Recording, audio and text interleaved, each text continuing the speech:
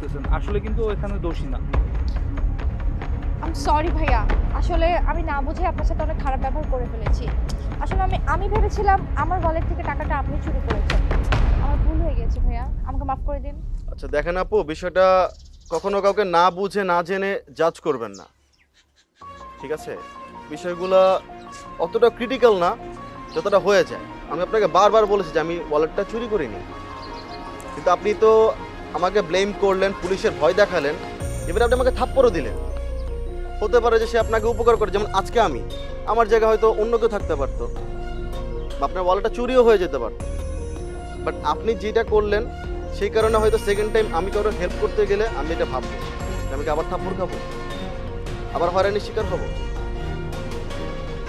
তো এরকম করবেন না।